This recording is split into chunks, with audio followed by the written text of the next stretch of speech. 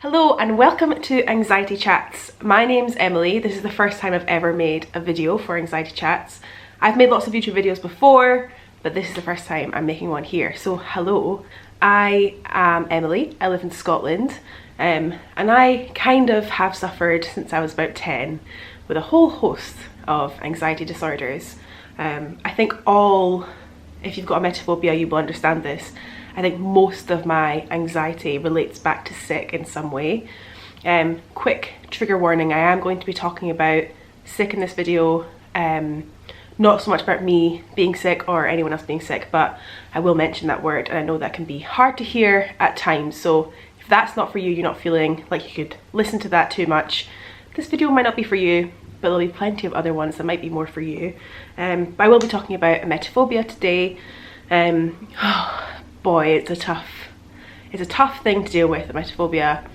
I don't even know how long I've dealt with it, but it is a phobia of sick. It is the third most common phobia in the world. It is a phobia that mainly affects women. It certainly affects much more women than it does men. And it's known as the most debilitating phobia, which I can definitely attest to. Although I've never suffered with any other phobia, this phobia seems to take over people's lives a lot. It makes life very difficult. Today I thought I would discuss 5 tips that I have found useful through my time with emetophobia, and hopefully some of them can help some of you as well. My first one is anti-nausea tablets. I did not know for years that these even existed. I didn't even think about it, but I went to a doctor one day after suffering with emetophobia for years and years and years and years. And I told her that I feel nauseous all the time and it's probably to do with anxiety, but I didn't say that. And so she gave me these tablets and I didn't think much about it. Then I took one of these tablets and I no longer felt nauseous, and it was like a miracle. And the tablets I take are called cyclazine hydrochloride. I don't know where you are in the world and if you can get them very easily. If you can't get them very easily, I know a lot of people with emetophobia that also use travel sickness tablets to do the exact same thing. From what I understand, I've not done super extensive research into the particular tablets I take because I don't want to read something that's going to make my dreams not come true anymore, but cyclazine hydrochloride basically shuts off the vomit receptor in your brain, making it pretty much almost impossible for you to actually physically be sick. You might still feel a bit nauseous. I know that these tablets you can take up to 3 a day. I know these tablets sometimes make me feel much more sleepy, but I would rather that a million, trillion, gazillion times over feeling nauseous or something else horrible happening.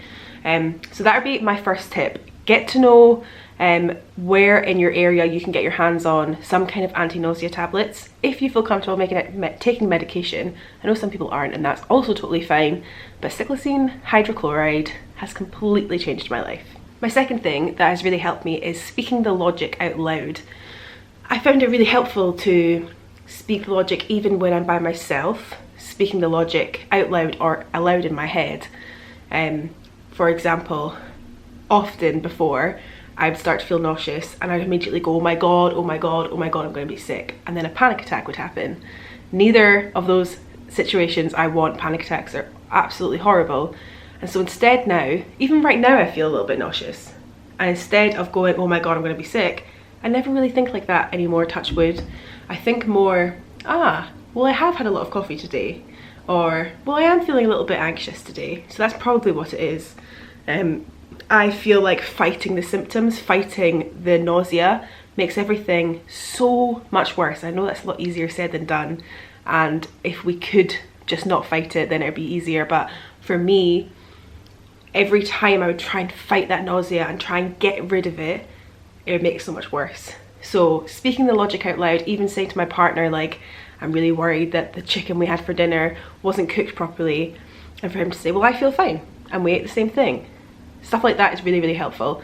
I know it's quite a logical illness, emetophobia, so it's not always easy to do that, but anytime it feels appropriate and you feel like you're able to, try and speak to yourself calmly and try and rationalize and bring someone else in if you can to try and help those irrational thoughts. My next one is certain foods and drinks, and I'm sure Every emetophobe has a list of safe foods and a list of unsafe foods. At times my safe foods were very few, and at times my unsafe foods have been most things. But there's always been a few for me that are just my old diehards that I will always have some of in the house. That is ginger nuts, dry crackers, and Diet Coke. I'm sure you'll get to know on this channel my love of Diet Coke. I drink it every single day. I know that's not healthy. I don't really care because it's something that just seems to really, really help me. I don't know the science behind it, but I know a lot of other people that feel nauseous often find that fizzy drinks seem to really, really help. So any kind of fizzy drink, I tend to stay away from the sugary ones because they make me feel a bit more anxious. But Diet Coke and stuff like that really, really help me. Just, I feel like it helps you get the burps out, and that seems to do the trick for me. But ginger nuts, I've read on a lot of pregnancy forums. I'm not pregnant, I've never been pregnant, but I've basically sometimes have the diet of a woman in their first trimester, just trying to stay away from nausea. I know some people really struggle to eat out of the house, or really struggle to eat foods like meat or prawns. I know some people really struggle to eat full stop, but I think just having a list of safe foods, and sometimes it's okay to just stick to those safe foods. Obviously I'm not a psychologist or a doctor, but I have gone through periods where I only feel comfortable eating bananas, dry toast and Diet Coke, and that's what I had to do for a while, and it's hard for people to understand. It's not, for me, it didn't feel like eating disorder territory. I wasn't worried about anything to do with my body or weight or anything like that. It was just, I was really terrified of getting sick. So if you're able to have a list of safe foods and slowly add to them, then that's absolutely amazing. Diet Coke is my number one. My next one is probably hit or miss for people, and that is emetophobia groups. I'm a part of a group on Facebook called Let's Talk Emetophobia, something like that, and I found it help so much for me.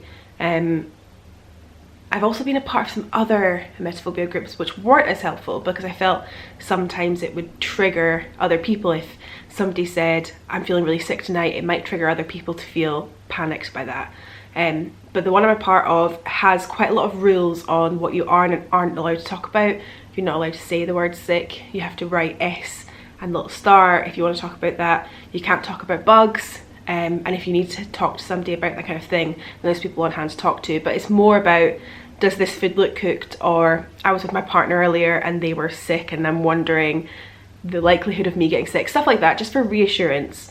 But it's a very safely held group. I found that so helpful. In fact, this week I wrote on it at 5 AM in the morning to talk about being really terrified that my partner was sick. That's a story for another day. But people were back to me within like half an hour, and it was just so helpful. It's really lovely. So that could be something that could be helpful for you. And my last one is more of a general one, just to be there for yourself. That sounds really cringe and obvious, but it took a long time for me to be like, one, I cannot help this. Having this phobia and having anxiety in general is not something that I can help. If I could choose it, then I probably wouldn't choose it. This isn't something that I should feel guilty about for other people. And also just to kind of give yourself a pat on the back and like give yourself some love for going through this every single day. It is hard. There's some days it feels like it doesn't let up for a single minute. And I've been there 100%, and sometimes I still have days like that. Again, it's a lot easier said than done, because sometimes it feels just so frustrating having to go through this all the time, and if you feel guilty for your family and a million other things, it can be harder to work, it can be harder to have relationships with people. It's not just being a little bit scared of sick, and no one likes sick. It's really hard and debilitating sometimes. And just give yourself all the love you can around that. This isn't your fault. This is a phobia, and I know that a lot of it's centered around control and trying to control things, but I just wish you so much luck, and I really hope that your symptoms of emetophobia calm down and you can start to maybe branch out a little bit more I'm still not there yet. I still am very phobic of sick, but yeah, I hope this video could be a little bit helpful for some of you. If any of these feel like you can incorporate them to your life and make it easier for you, that's amazing. I would also really love to know if you have any other tips, because I'm always looking for tips on emetophobia. So thank you very much for watching. I'm sure we're going to have a video out really soon, and I will see you then. Bye.